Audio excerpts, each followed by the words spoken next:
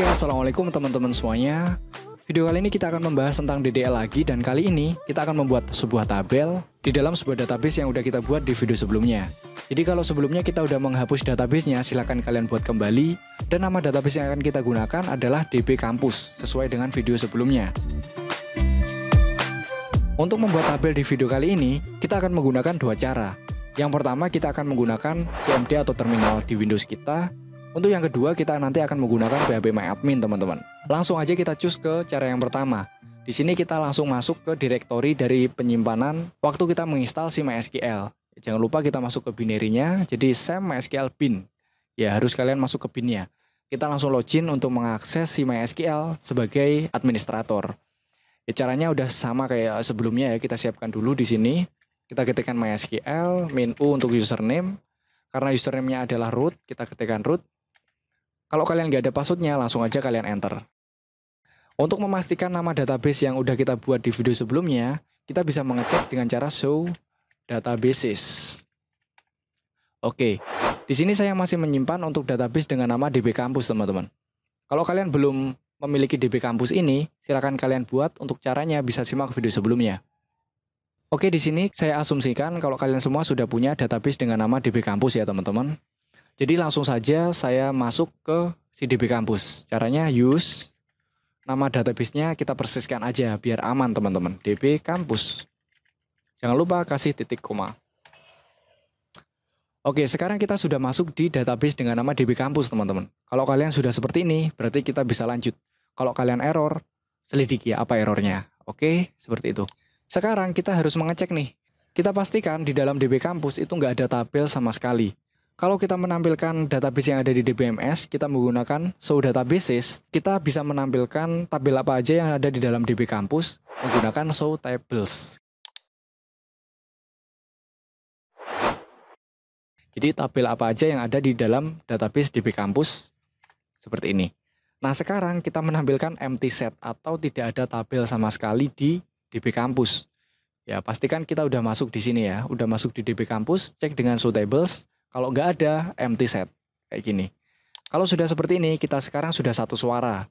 Sudah sama-sama di DB Campus dan sama-sama nggak punya tabel apapun di dalamnya.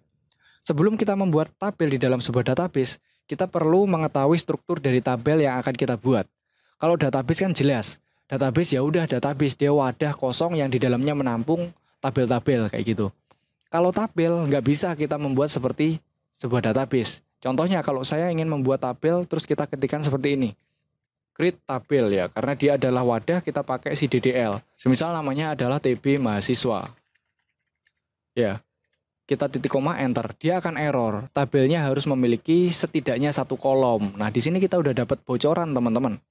Ya, kalau kita membuat tabel, kita harus tahu struktur tabelnya atau detail dari tabel itu. Di dalam sebuah tabel itu selain tabel itu sendiri, ya kita perlu yang namanya ada kolom atau bisa kita sebut sebagai atribut. Ya, kita rancang dulu nih. Di dalam tabel yang akan kita buat nantinya yaitu TB mahasiswa, itu kita akan menyimpan data apa aja, teman-teman. Sekarang kita tentukan, di sini saya pakai notepad aja ya, teman-teman. Biar enak kita. Oke, seperti ini.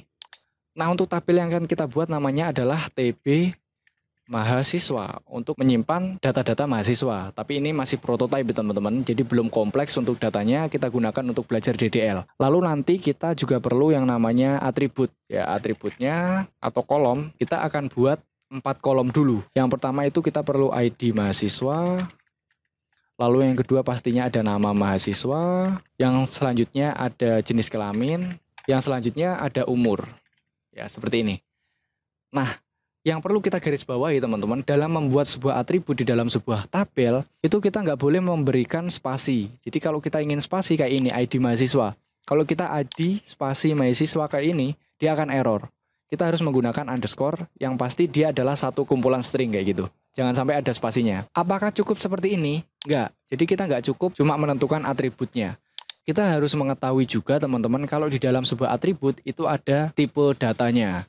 Jadi atribut seperti ID ya, ID itu dia kalau angka, dia berarti tipenya angka. Jadi angka itu nggak cuma angka gitu, nggak. Jadi ada beberapa tipe data di dalam number kayak gitu. Terus nama mahasiswa itu adalah teks. Ya, teks itu ada tipe datanya juga kayak gitu. Yang pertama itu adalah ID mahasiswa. Kita kembali di sini. ID mahasiswa itu saya pengennya nanti untuk ID-nya itu angka ya teman-teman. Dari 1 sampai sekian kayak gitu. Ya otomatis di sini tipenya angka, saya akan menggunakan si integer. Selain kita menentukan tipe data, kita nanti juga harus menentukan jumlah kapasitas karakter yang berada di atribut itu. Contohnya ID mahasiswa. Nanti saya ingin menampilkan ya di sini ya saya tuliskan ya. Semisal ID mahasiswa itu saya ingin menampilkan angka 1 sampai 100. Kapasitasnya berapa untuk ID mahasiswa? Apakah 100? Bukan. Ya, jadi kapasitasnya itu adalah kapasitas karakter yang ada di sini. Ya, kalau saya ingin menampilkan 1 sampai 100 atau 1 sampai 999 seperti ini, otomatis nanti saya maksimal karakter yang dimiliki oleh integer itu adalah 3. Kenapa kok 3? Ya karena 999 di sini adalah 3 digit. Ya, di sini integer 3 saya nggak bisa memberikan ID 1000. Karena 1000 ini sudah 4 digit. Ya, jadi maksimalnya adalah 1 sampai 999. Itu adalah 3 digit karakter. Begitu juga untuk tipe data di atribut yang lainnya. Kayak si mahasiswa ini. Mahasiswa ini saya pengennya dia adalah kata atau kalimat ya. Ada terdiri dari beberapa kata. Jadi di sini saya memanfaatkan yang namanya varchar. Dan maksimal karakternya saya pakai semisal 50 lah ya, banyak nggak masalah. Ya selanjutnya ada jenis kelamin, ya jenis kelamin ada laki-laki dan perempuan. Cukup 2 itu aja, yang other nggak usah ya teman-teman. Ya untuk laki-laki itu ada 9 digit, saya sisakan 1 menjadi 10 digit. Ya untuk jenis kelamin laki-laki dia adalah kata atau kalimat. Jadi saya berikan varchar dan maksimal karakternya saya pakai 10 digit. Untuk umur saya pakai integer aja ya, jadi tahun berapa tahun ya. 1 tahun, 2 tahun, 3 tahun, nggak mungkin mahasiswa segitu ya, umurnya 21, 20 kayak gitu. Ya, umurnya saya pakai integer, ya untuk maksimalnya, ya siapa tahu mahasiswanya tua 100 tahun ya, di sini 3 digit aja ya, seperti ini. Ya ini adalah atribut atau kolom yang udah kita deskripsikan ya teman-teman, tinggal kita masukkan ke query kita. Oke, siap untuk cus ke query-nya, langsung kita masuk ke query-nya. Ya di sebelumnya kita udah bahas kalau kita belum ada titik komanya, query-nya dia nggak akan dieksekusi. Oke, sekarang kita show table dulu ya. Kita pastikan kalau di sini nggak ada tabel yang udah terbentuk ya. Tables ya seperti ini. Masih empty ya setnya. Sekarang kita create tabel. Caranya seperti ini formatnya. Kita ketikkan create table ya. Seperti ini. Kita enter dulu. Ya dia akan muncul seperti ini. Dia nggak akan mengeksekusi karena belum ada titik komanya. Formatnya adalah nama tabelnya. Kita gunakan huruf kecil ya. Dan kita nggak menggunakan spasi. Nama tabelnya adalah TB mahasiswa. Oke. Kita berikan kurung buka ini untuk mendeskripsikan dari atribut yang udah kita buat tadi. Ya oke, di sini akan saya kecilkan agar kita tahu untuk atributnya tadi apa aja. Atributnya tadi yang pertama ada ID mahasiswa. Jadi di sini kita enter dulu. Yang pertama ada ID mahasiswa. Tipe datanya adalah integer. Dalam kurung kapasitasnya adalah 3 digit maksimal karena dari 1 sampai 999 untuk ID mahasiswanya. Semisal masih kecil lah ya kampusnya. Kita lanjutkan ke atribut selanjutnya dengan memberikan pembatas berupa koma ya di sini. Kalau sudah kita enter, lanjut ke atribut selanjutnya adalah nama mahasiswa. Kita ketikkan nama underscore mahasiswa. Karena dia adalah varchar, kita ketikkan aja di sini varchar. Maksimal karakternya adalah 50 karakter. Kita koma, selanjutnya adalah jenis kelamin. Kita ketikkan aja jenis underscore kelamin. Spasi, dia adalah varchar juga, kapasitasnya adalah 10. Kita berikan koma. Dan yang terakhir adalah umur. Umur itu saya pakai integer dan maksimalnya 3 juga. Jangan lupa karena di atas ini kita punya kurung tutup ya teman-teman. Jadi kita enter dulu. Kita nggak perlu koma ya karena ini adalah atribut terakhir. Jangan lupa kasih kurung tutup punyanya si TB mahasiswa ini. Belum ada tutupnya ya. Jangan lupa kasih titik koma untuk query kita agar dieksekusi oleh DBMS kita. Kalau sudah kita enter. Sekarang cara mengeceknya ya seperti tadi. Kita coba show tables yang ada di DB kampus. Oke, berhasil ya teman-teman. Sekarang untuk tabel yang ada di dalam DB kampus itu adalah TB mahasiswa, udah berhasil. Oke, kita udah dapat untuk membuat tabel yaitu create tabel dengan berbagai atributnya dan penjelasan tadi ya. Silahkan kalian pahami sendiri. Sekarang kita lanjut. Udah punya tabel. Gimana cara kita ngecek untuk atribut dan deskripsinya tadi apakah udah sesuai dengan yang kita rancang? Caranya kita menggunakan query yang namanya describe ya atau describe ya bahasanya kayak gitu. Jadi ketikan saja di sini describe atau describe, nama tabelnya adalah TB mahasiswa. Jangan lupa titik koma kita enter. Ya, seperti ini. Jadi dalam TB mahasiswa itu ada field atau atribut yaitu ID mahasiswa, ada nama mahasiswa, jenis kelamin dan umur. Sama ya kayak yang kita rancang tadi. Ya sama lah ya. Wong kita buatnya kayak tadi ya. Terus di sini ada tipenya. Ya tipenya untuk ID itu adalah integer, kapasitasnya adalah 3 dan sebagainya ke bawah kayak gitu. Yang selanjutnya nanti kita akan ulas di video selanjutnya. Sekarang kita dasar-dasarnya dulu. Oke, kalau sudah. Nah, gimana nih kalau ternyata kita akan membuat tabel ya, ternyata kita lupa ya. Semisal di dalam sebuah database itu tabelnya udah banyak sekali teman-teman. Dan kita lupa nama tabelnya ternyata ada yang sama. Di sini udah ada tabel namanya TB mahasiswa. Kita akan membuat TB mahasiswa lagi tapi strukturnya berbeda. Contohnya, sekarang saya akan create di sini tabel ya. Namanya TB mahasiswa. Taruh bawahnya deh.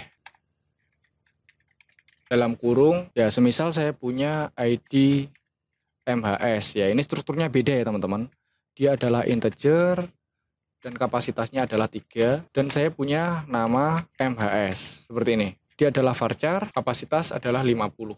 Ya, saya buat seperti ini aja. Lalu saya jalankan. Ya, dia akan error karena tabel mahasiswa, TB mahasiswa already exist. Jadi udah ada. Biar nggak error, kita bisa mengetikkannya seperti ini, teman-teman. Jadi kita di sini saya buat dulu ya untuk kopiannya biar nggak saya ngetik berkali-kali, biar tinggal copy paste aja.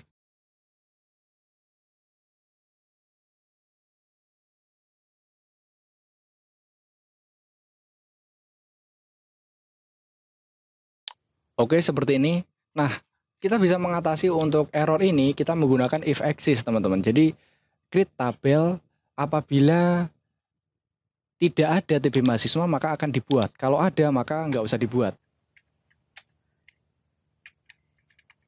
Ya, seperti ini. Coba kita jalankan di sini. Kita copy ya dari notepad-nya. Ya, kita klik kanan di sini, paste. Kalau sudah, kita enter.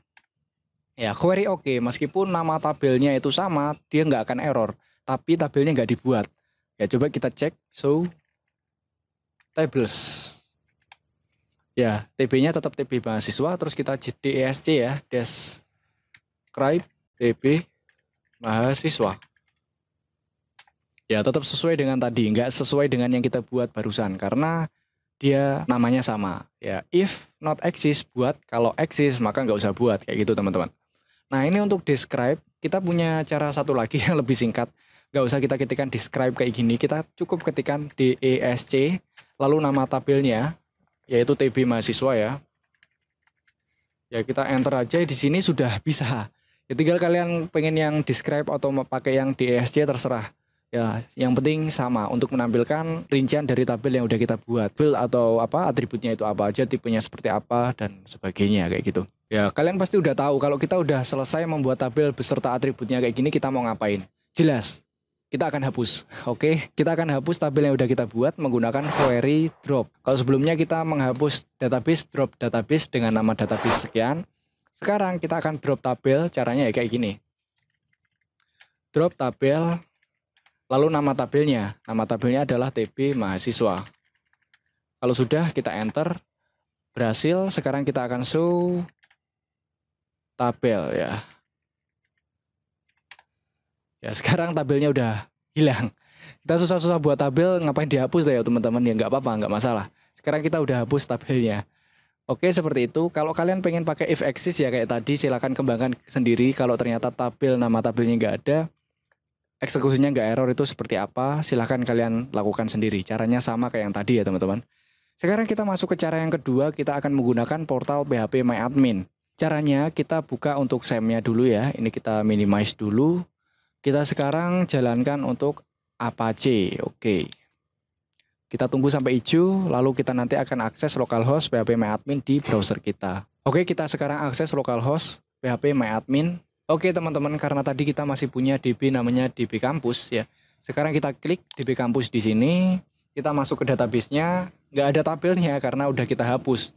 Ya, kita buatnya caranya bisa pakai query yang tadi ya. Saya pakai yang ini aja ya, sedikit ya, daripada yang tadi ya. Kita copy di sini. Cara yang pertama pakai si SQL. Ya, kita klik SQL, kita pastekan yang tadi atau kalian ketik ya kalau kalian nggak mengetikkan tadi. Ya, kalau nggak ada errornya, langsung kita jalankan, dia akan membentuk seperti yang tadi.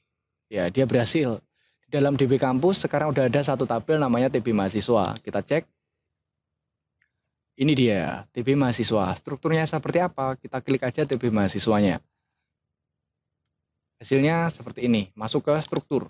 Ya, ada ID mahasiswa, integer, kapasitasnya 3.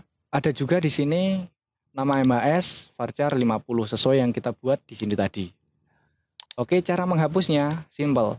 Tinggal kita masuk ke DB Kampus, akan tampil tabelnya dan kita klik hapus. Dan oke, tabel kita sudah hilang teman-teman. Cara yang pertama, cara yang kedua kita bisa masuk ke di sini. DB Kampus kita klik, kita masuk ke buat tabel. Ya, nama tabelnya kita buatkan seperti tadi aja, TB mahasiswa. Ya, untuk jumlah kolomnya sesuaikan dengan yang kita rancang di sini. Karena kita yang atas ini punya 4, ya udah kita buat aja 4 tabel. Lalu klik kirim, akan tampil tampilan untuk mengisikan kolomnya. Seperti ini. Yang pertama kita ketikkan untuk yang pertama tadi apa? ID mahasiswa. Dia tipenya ya jangan besar semua ya. Masih besar itu tadi. ID mahasiswa. Lalu di sini integer tetap ya. Untuk panjang atau kapasitasnya kita pakai 3. Selanjutnya adalah nama mahasiswa. Ya di sini pakai varchar. Untuk kapasitasnya 50 ya teman-teman. Selanjutnya di sini ada jenis kelamin. Untuk tipenya di sini saya pakai varchar. Kapasitasnya berapa tadi? 10 ya. Yang terakhir di sini adalah umur. Ya umur saya pakai integer, kapasitasnya 3, maksimal 3 digit ya kayak gitu. Nah, kalau sudah klik di sini simpan. Atau kalau di kalian bahasa Inggris kliknya go atau save ya, saya lupa. Kalian cek sendiri. Ya kalau berhasil akan jadi seperti ini. Kita cek untuk, nah langsung masuk ke struktur. Strukturnya seperti ini, ada ID mahasiswa dan sebagainya sesuai dengan tipe yang kita buat tadi. Kayak gitu. Kalau kita menghapus, masa menghapus lagi tadi udah hapus. Hapus aja lagi nggak masalah teman-teman. Klik aja hapus di sini. Oke, dan goodbye. Tabel kita udah selesai dihapus. Oke, itu teman-teman pembahasan kita untuk beberapa cara yang kita gunakan untuk membuat tabel dalam sebuah database kayak gitu. Itu lanjutan untuk video sebelumnya. Nanti kita akan lanjut ke pembahasan-pembahasan selanjutnya dalam pengoperasian DBMS MySQL. Cukup sekian video kali ini, semoga bisa menjadi bahan belajar untuk kita semuanya. Tetap saksikan video-video selanjutnya. Saya akhiri video kali ini. Wassalamualaikum warahmatullahi wabarakatuh.